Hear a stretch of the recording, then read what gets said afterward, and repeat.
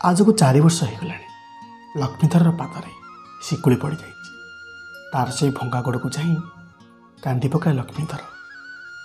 बाबा धवलेश्वर को से भारी भल पाए मन मन गुणी होता है ठाकुरे तू मो कौन मुह देखिपारे जन्म भारी इच्छा हो ठाकुरे तुमको टे देखापी हेले तुम्हें तो जाच मोर भंगा गोड़ ना तुम पाखक मुझापरि ना तुमको मुझे देखिपारि। दिने सन्ध्यारे चलीगला ठाकुर घर रखि बाबा धवलेश्वर फटो पाखक आंठू माड़ी बसी पड़ा कई कई हुई कांदिकी कहूए ठाकुरे कि अपराध कर कहीं रुषिच मोठारे सतरे कौन मु तुमको देखिपारि जन्म भारी इच्छा हो ठाकुरे तुमको मात्र थरुटे देखी आउ कि लोड़ा ना जिते लक्ष्मीधर एमती कई कई हुई कांदु थाए पछरे आसी पहुँचला तार झील रानी लुह को पोछि दे कहला बापा जमा मन दुख करनी मु परा अच्छी तुमको नहीं बाबा धवलेश्वर दर्शन कर आनी। झील जो एति कथा कहला बापा आहरी जोरे कांदी पकईला से पुणी कहूए नाई लो झील तांकु दर्शन करवा एते सहज कथा नुहे तू तो जाचु घर ठारू आमर गाड़ी सुविधा ना ता छड़ा पाद चला बाट तू कौन एत बाट मत नहीं पारू। झील किंतु कहूए हाँ बापा तुम मु किछि भी करि पारे ता छड़ा झील हो तुमको जो ठाकुर टे दर्शन न कर पारे कि बा लाभ मु तुमको कथा दूँ बापा तुमको नहीं बाबा धवलेश्वर पाखक जी जा हो बाप झील दिए से दिन कांदी काटिकी रहिले। झीलटी मन मन स्थिर कला कि रविवार दिन बाप झील आम घर बाहर जीवु आ सोमवार दिन पहली दर्शन कर मो बापा को मन भर तार गोटे मात्र लक्ष्य जहाँ भी हो बाबा को तार बाबा धवलेश्वर को दर्शन कर। रविवार दिन सन्धार बाप झील बाबा धवलेश्वर को डाकी घर गोड़ काढ़े मन भर तांकर गोटे मात्र लक्ष्य प्रभु को दर्शन करेंगे आउ साहा भरसा से बाबा धवलेश्वर। बापा तार गोटे हाथ धरी थाए बाड़ी आउ गोटे हाथ थाए झीर कांध उपर बाप झील दिए गोटे गोटे चली बाट अतिक्रम करुता केते गुड़ा बाट चली आसिले केवल कथा होता से प्रभु विषय बाप कहूए झील शुणुए आ झील कहूए बाप शुणुए। हठात एतिक बेले झीलटर लक्ष्य पड़ा कि रास्ता कड़े एक छोट कुकुर छुआटे पड़ी तार गोड़े भारी जोर आघात लगी आउ छोट रक्त बाहर से बापा कहूए बापा देखिल कुकुर छुआटा किए ताकू बाड़े ता पादर भारी जोर रक्त बाहर तमें टे ये बसी था मुझे जा देखी आसे हेले बापा किंतु कहता नाई लो झील जमा जानी सेपटे डेरी हो झील किंतु जमा शुणिलानी बापा को तार बसई दे चलीगला से छोट कुकुर छुआ पाख कुकुर छुआटी कई कई हुई कांदु थाए से देखिला ताठार बहुत जोरे रक्त बाहर चारिआड़ को चाहिला किछि भी पाइलानी ता छड़ा ता पाखरे बा कौन अच्छी देखिला रास्ता कड़े कौड़िया दुब घास उठी से किसी छिड़ाई आनिला आउ ताको हाथ में चापी तार रस बाहर कला कुकुर से खंडिया तार रस को दे खंडे लुगा धड़ी साहाय्य बांधी देला आउ ताको हाथ में धरी नहीं गला एक गछ तल को शुआई दे कहला तू एठी था आमे आसू आसला बेले तो देखी एति कही बापा पाखक गला एपटे बापा कहते तूटा कहीं एत डेरी करुपटे ठाकुर देखिपारे जे जा हो बाप झील पुणी चलने आगक पुणी कि बाट जा कि ना झीलटी पुणी देखला मैंने वृद्ध लोक जीर्ण शीर्ण अवस्था झीलटीर आखिर धार धार लुह झरीगला से पुणी बापा कहूए देखुच तमें लोकटा केमती असहाय हो पड़ी हेले बापा किंतु कहते नाई लो झील तू जमा जानी सेपटे डेरी हो झील किंतु जमा शुणिलानी धाईगला से लोकटी पाख लोकटी भारी विकल होता है ଝିଅଟି ଯାଇ ଲୋକଟିକୁ ଆଉଁଛି ଦେଲା ଟିକେ। ଲୋକଟି ଆହୁରି ଜୋରରେ କାନ୍ଦିବାକୁ ଲାଗିଲା। ସେ ଝିଅକୁ କହୁଥାଏ, ମା, ଆଜକୁ 2-4 ଦିନ ହେବ ମୁଁ କିଛି ବି ଖାଇନି। ମୋତେ କ'ଣ ଦିଟା ଖାଇବାକୁ ଦେ, ନ ଖାଇଲେ ମୁଁ ମରିଯିବି ଯେ। ଝିଅଟି ଯେତେବେଳେ ଏଇ କଥା ଶୁଣିଲା, ସେ ଭାବୁଥାଏ, କ'ଣ ବା ମୁଁ ଦେବି ଖାଇବାକୁ, ମୋ ପାଖରେ କ'ଣ ବା ଅଛି। ସେ ଦେଖିଲା ବ୍ୟାଗରେ କିଛି ଫଳ ଆଣିଥିଲା ବାବା ଧବଳେଶ୍ୱରଙ୍କ ପାଖରେ ଭୋଗ ଲଗେଇବାକୁ। ସେ ଭାବିଲା, ଲୋକଟି କେଡ଼େ ଭୋକରେ ଅଛି, ତାକୁ ଯାଉଛି ମୁଁ ଖାଇବାକୁ ଦେଇଦେବି। ଯଦି ଠାକୁରଙ୍କ ପାଖରେ ମୁଁ ପହଞ୍ଚିଯାଏ ତାହେଲେ ଆଉ କିଛି କିଣିଦେବି। ଏଇ କଥା ଭାବି ତା ନିଜ ହାତରେ ସବୁତକ ଫଳ ଖୁଆଇଦେଲା ସେ ଲୋକଟିକୁ। ଆଉ ଲୋକଟି ମଧ୍ୟ ବଡ଼ ଆନନ୍ଦରେ ଖାଇଲା। ଖାଇସାରିବା ପରେ ଝିଅଟିର ମଥାରେ ଟିକେ ହାତ ରଖିଦେଇ କହିଲା, ବାବା ତୋର ମଙ୍ଗଳ କରନ୍ତୁ। ଏତିକି ପରେ ଝିଅଟି ପୁଣି ଚାଲି ଆସିଲା ତା ବାପାଙ୍କ ପାଖକୁ। ଏପଟେ ବାପା କହୁଥାନ୍ତି, ବୁଝିଲୁ ଝିଅ, ତୁ ମୋତେ ଠାକୁର ଦର୍ଶନ କରିଦେବୁନି। ତୋର ଯଦି ବାଟରେ ଏତେ କାମ ଥିଲା ମୋତେ କିଏ ଆଣୁଥିଲୁ? ଛୋଟା ମଣିଷଟା ମୁଁ, କେତେ ଆଉ ଅପେକ୍ଷା କରିବି? ଝିଅ ପୁଣି କହୁଥାଏ, ବାପା ତମେ ତ ଦେଖୁଛ ବାଟରେ ଅସହାୟ ଲୋକଟାଏ ପଡ଼ିଥିଲା, ତାକୁ କ'ଣ ସାହାଯ୍ୟ କରିବା ମୋର କର୍ତ୍ତବ୍ୟ ନୁହେଁ? ବାବା କିନ୍ତୁ କିଛି ବୁଝୁନଥାନ୍ତି। ଯାହା ହଉ, ଝିଅଟି ବାପାଙ୍କୁ ବୁଝେଇ ପୁଣି ଆଗକୁ ଚାଲିଲା। ଅନେକ ବାଟ ଚାଲି ଆସିଲେଣି ବାପ ଝିଅ। ଏପଟେ ରାତି ମଧ୍ୟ ଅନେକ ହେଲାଣି। ଏପଟେ ଆରମ୍ଭ ହେଲା ପାଦ କଷ୍ଟ। କେତେ ବା ଆଉ ଚାଲିବେ, ମଣିଷ ଶରୀର ନା। ଏପଟେ ବାପାଙ୍କ ପାଦକୁ ମଧ୍ୟ ଭାରି କଷ୍ଟ ହେଲାଣି। ସେ କହୁଥାନ୍ତି, ମା ରେ, ଜାଗାଟିଏ ଦେଖେ, ନ ବସିଲେ ହବନି, ମୁଁ ଆଉ ପାଦେ ମାତ୍ର ଚାଲିପାରିବିନି।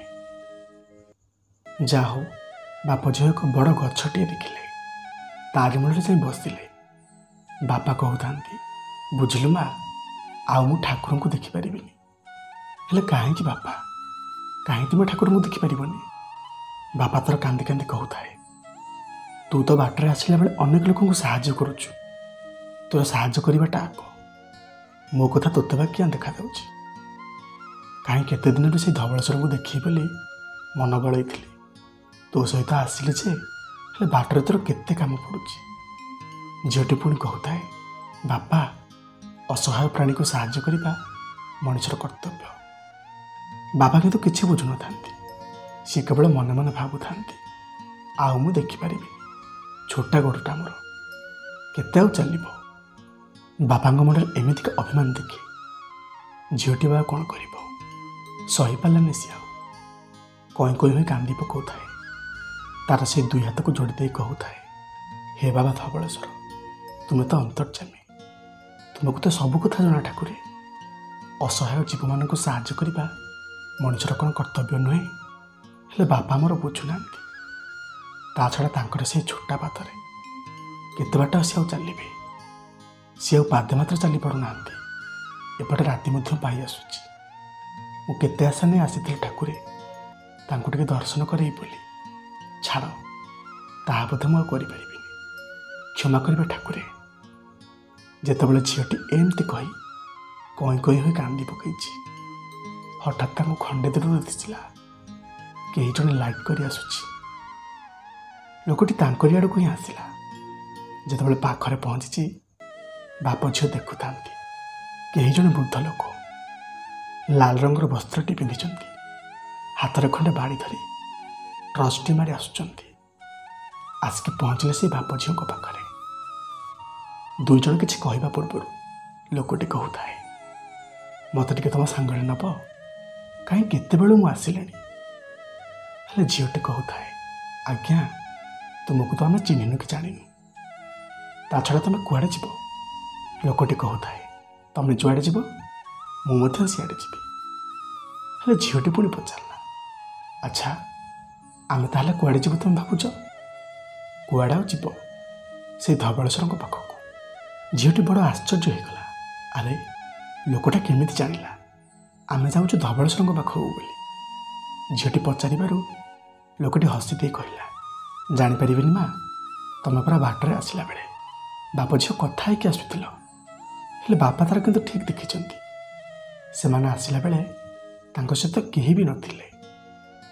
ଲୋକଟି ତାର ବାପାଙ୍କ ଆଡ଼କୁ ଚାହିଁ ଦେଇ କହିଲା, ଆଉ କିଆଁ ବସୁଛ, ଜଲ୍ଦି ବାହାର, ରାତି ପାଇଯାଉଛି। ବାପା କିନ୍ତୁ ଅଭିମାନ କରି ବସିଛନ୍ତି। ନାଇଁ ଥାଉ, ତମେ ଯାଅ, ମୁଁ ଆଉ ଯିବିନି। ବାପାଙ୍କର କଥା ଶୁଣି ଝିଅ ମଧ୍ୟ କାନ୍ଦି ପକାଉଥାଏ। ଲୋକଟି ଯେତେବେଳେ ବାପାଙ୍କର ହାତକୁ ଧରି ଡାକିବାକୁ ଲାଗିଛି, ବାପା ଚମକି ପଡ଼ିଲେ। ଆରେ ଏ କ'ଣ? ପାଦ ତାଙ୍କର ମାଟିରେ ଲାଗିବାକୁ ଲାଗିଲା, ଯେଉଁ ପାଦରେ ସେ 4 ବର୍ଷ ହେଲା ଛିଡ଼ା ହେଇପାରୁନଥିଲେ। ଝିଅ ତ ଏପଟେ କାନ୍ଦୁଥାଏ, ଏପଟେ ଲୋକଟି କିନ୍ତୁ ନିଜ ରୂପରେ ନାହିଁ। ସେ ଦିବ୍ୟ କୁଣ୍ଡଳ ଆଉ ତ୍ରିଶୂଳ ଧାରଣ ବାବା ଧବଳେଶ୍ୱର। ଚମକି ପଡ଼ିଲେ ବାପ ଝିଅ ସେଦିନ। ଏ କ'ଣ ଠାକୁରେ, ଆମେ ତୁମକୁ ସ୍ୱପ୍ନ ଦେଖୁନୁ ତ? ପ୍ରଭୁ ନିଜେ କହିଲେ, ନାଇଁ ମା, ସ୍ୱପ୍ନ ଦେଖୁନୁ, ମୁଁ ସତରେ ଆସିଛି ତୋ ପାଖକୁ। ମୁଁ ଟିକେ ପରୀକ୍ଷା କରୁଥିଲି ମା, ତୋର କେତେ ଧୈର୍ଯ୍ୟ, ତୋର ସାହସ କେତେ, ଆଉ ତୋର ମୋ ଠାରେ ବିଶ୍ୱାସ କେତେ। ଠାକୁରଙ୍କ କଥା ଶୁଣି ବାପ ଝିଅଙ୍କର ଆଖିରେ ଲୁହ ଆଉ ବୋଲ ମାନୁ ନଥାଏ। ପାଦ ତଳେ ପଡ଼ିଯାଇ କହୁଥାନ୍ତି, ଠାକୁରେ ଆମକୁ କ୍ଷମା କରିବେ। କେତେ ଅଭିମାନ କରିଥିଲି ମୁଁ, ତୁମକୁ ଦର୍ଶନ କରିପାରିବିନି ବୋଲି ମନେ ମନେ ଭାରି ଅଭିମାନ କରିଥିଲି। କେତେ ଗାଳି ଦେଇଛି ମୁଁ ତୁମକୁ, ତା ଛଡ଼ା ଝିଅକୁ ମଧ୍ୟ। କ୍ଷମା କରିଦେବେ ଠାକୁରେ। ଏପଟେ ଝିଅ ମଧ୍ୟ କହୁଥାଏ, ଠାକୁରେ କେତେ ଆଶା ନେଇ ଘରୁ ଆସିଥିଲି, ହେଲେ ଯେତେବେଳେ ଏମିତି ରାତି ପାଇବାକୁ ବସିଲା, ଆଉ ମୋର ଭରସା ପାଇଲାନି। ବାପାଙ୍କୁ ମୁଁ ଦର୍ଶନ କରାଇ ପାରିବି ବୋଲି, ହେଲେ ତୁମେ ପରମ ଦୟାଳୁ। ଆମେ ସିନା ତୁମ ପାଖକୁ ଯାଇପାରିଲୁନି, ତୁମେ ଆମ ପାଖକୁ ଚାଲି ଆସିଲ। ବାପ ଝିଅଙ୍କର କଥା ଶୁଣି ଠାକୁର ଭାରି ଖୁସି ହେଇଗଲେ, ଆଉ କହିଲେ, କୁହ ତୁମ ପାଇଁ ମୁଁ କ'ଣ କରିପାରିବି। ବାପ ଝିଅ ଯେତେବେଳେ ଏମିତି କଥା ଶୁଣିଲେ, ଆହୁରି ଜୋରରେ କାନ୍ଦି ପକାଇଲେ। କହୁଥାନ୍ତି, କିଛି ଲୋଡ଼ା ନାହିଁ ଠାକୁରେ, ତୁମର ଟିକେ ଦର୍ଶନ ପାଇବି ବୋଲି ଭାବିଥିଲି, ଦର୍ଶନ ଟିକେ ଦେଲ, ଆଉ ବା କ'ଣ ଦରକାର। ତୁମରି ପାଦ ତଳେ ଏ ମନ ମୋର ସଦାସର୍ବଦା ଥାଉ, ଆଉ ଜୀବ ଯିବା ପର୍ଯ୍ୟନ୍ତ ତୁମରି ନାମକୁ ଏ ତୁଣ୍ଡରେ ମୁଁ ଗାଉଥାଏ। ଆଉ କିଛି ଲୋଡ଼ା ନାହିଁ ଠାକୁରେ। ଠାକୁର ମୋର ଭାରି ଖୁସି ହେଇଗଲେ। ଏପଟେ ଝିଅଟି କହୁଥାଏ, ଠାକୁରେ ଅତି ଶ୍ରଦ୍ଧାରେ ତୁମ ପାଇଁ କୁସୁମର ହାରଟି ଆଣିଥିଲି। ଠାକୁରେ ମୋର କହୁଥାନ୍ତି, ପିନ୍ଧିଛି ମା। ତୁ ଯେତେବେଳେ ସେଇ ଛୋଟ କୁକୁର ଛୁଆଟେ କପଡ଼ାଟିଏ ବାନ୍ଧିଦେଲୁ, ସେତେବେଳେ ଠାରୁ ସେ ହାରକୁ ମୁଁ ପିନ୍ଧିଛି। ଏଇ ଦେଖ। ଝିଅଟି ଦେଖି ବଡ଼ ଆଶ୍ଚର୍ଯ୍ୟ ହେଇଗଲା। ସତେ ତ, କୁସୁମର ହାରଟି ଆଉ ତାର ବ୍ୟାଗ୍ରେ ନାହିଁ, ପ୍ରଭୁଙ୍କର ଗଳାରେ ଝୁଲୁଛି। ପ୍ରଭୁ ପୁଣି କହିଲେ, ତୁ ଆଣିଥିବା ସମସ୍ତ ଫଳ ମୁଁ ଖାଇଛି। ଯେତେବେଳେ ତୁ ସେଇ ବୃଦ୍ଧ ଲୋକଟିକୁ ଖୁଆଇଥିଲୁ, ସତରେ ତୁ ଭାରି ଦୟାଳୁ ମା। ଯେତେବେଳେ ତମେ ବାପ ଝିଅ ଘରୁ ଗୋଡ଼ କାଢ଼ିଲ, ସେତେବେଳେ ଠାରୁ ମୁଁ ତୁମ ପଛେ ପଛେ ଅଛି, ତମେ କିନ୍ତୁ ମୋତେ ଦେଖିପାରିନ। ପ୍ରଭୁଙ୍କର ଏଇ କଥା ଶୁଣିଲା ପରେ ବାପ ଝିଅ ପରସ୍ପରକୁ ଚାହିଁ କହୁଥାନ୍ତି, ଠାକୁରେ ତୁମେ ଆମକୁ ଧନ୍ୟ କରିଦେଲ ଠାକୁରେ। କେମିତି ବା ତୁମ ଋଣ ଆମେ ଶୁଝିବୁ, ଆମେ ତ କେତେ ଅଭିମାନ କରି ବସିଥିଲୁ। ଏଥର ଠାକୁର ମୋର ବାପ ଝିଅଙ୍କୁ ଆଶୀର୍ବାଦ କରି ଚାଲିଗଲେ ସେଠାରୁ। ବାପ ଝିଅ ମଧ୍ୟ ମନ ଖୁସିରେ ଘରକୁ ଫେରିଲେ। ସେତେବେଳକୁ ରାତି ପାଇଯାଇଥାଏ। ଯଦି ଭକ୍ତଟିର ମନରେ ପ୍ରଭୁଙ୍କ ପ୍ରତି ସେତିକି ସମର୍ପଣ ଭାବ, ଭଲ ପାଇବା, ଶ୍ରଦ୍ଧା ଆଉ ବିଶ୍ୱାସ ଥାଏ, ଭକ୍ତଟିକୁ ମନ୍ଦିରକୁ ଯିବାକୁ ପଡ଼େନି, ପ୍ରଭୁ ନିଜେ ଚାଲି ଆସନ୍ତି ତା ପାଖକୁ। ସତରେ ପ୍ରଭୁ ଧବଳେଶ୍ୱରଙ୍କର ଏମିତି ଅପାର କରୁଣା ଭକ୍ତମାନଙ୍କ ଠାରେ ରହିଥାଉ। ସଦାସର୍ବଦା ଭକ୍ତମାନଙ୍କ ପାଖେ ପାଖେ ରହି ବିପଦରୁ ଏମିତି ଉଦ୍ଧାର କରୁଥାନ୍ତୁ। ନମସ୍କାର। କାହାଣୀଟି ଯଦି ଆପଣମାନଙ୍କୁ ଭଲ ଲାଗିଥାଏ, ଜଣାଇବେ ନିଶ୍ଚୟ। ପ୍ରଭୁଙ୍କର କୃପାରୁ ସମସ୍ତେ ଭଲରେ ଥାନ୍ତୁ। ଜୟ ବାବା ଧବଳେଶ୍ୱର।